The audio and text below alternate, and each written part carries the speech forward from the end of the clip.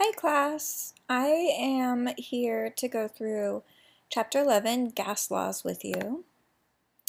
I'm actually going to start right here on slide 4. So pressure is how we measure the amount of gas.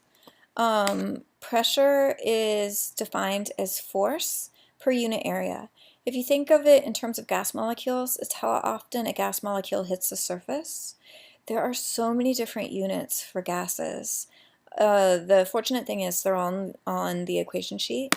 The standard measurement for gases started way back when they were doing open dish measurements of gases.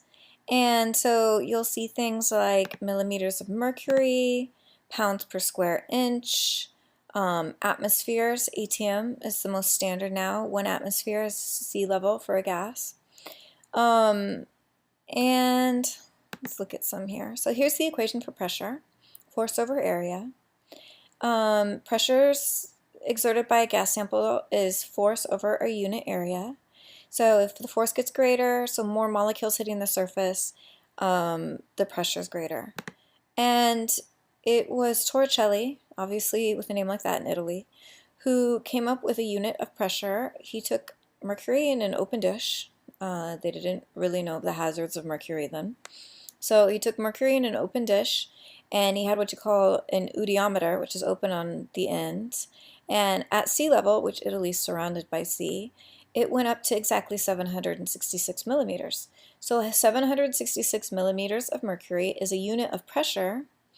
Sometimes they'll say 760 torr, since Torr is the one who risked his life with mercury out in the open, to see what natural atmospheric pressure is. So we don't think of pressure because we feel it all the time, especially in an accelerated program.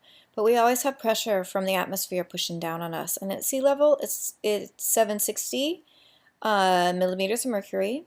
That's 29.92 inches of mercury, if you do the conversion from millimeters to inch. Or they could say 760 torr, or they just decided at some point to call it 1, and they'll say 1 atmosphere or 1 ATM. Here are the units, the pressure units that are actually listed on your equation sheet. So Pascal also did some practice with pressure, some experiments. So we have 101,325 Pascal, 1 ATM, which is standard. So when you hear standard pressure, they mean 1 ATM. Sometimes they'll say STP, and that's standard temperature and pressure. And standard temperature is 0 degrees, so it was really cold. And then freezing at 0 degrees Celsius, and then 1 ATM, sea level. 760 millimeters of mercury, 760 torr, since Torricelli did it, 14.7 pounds per square inch. This is what we measure tire pressure in.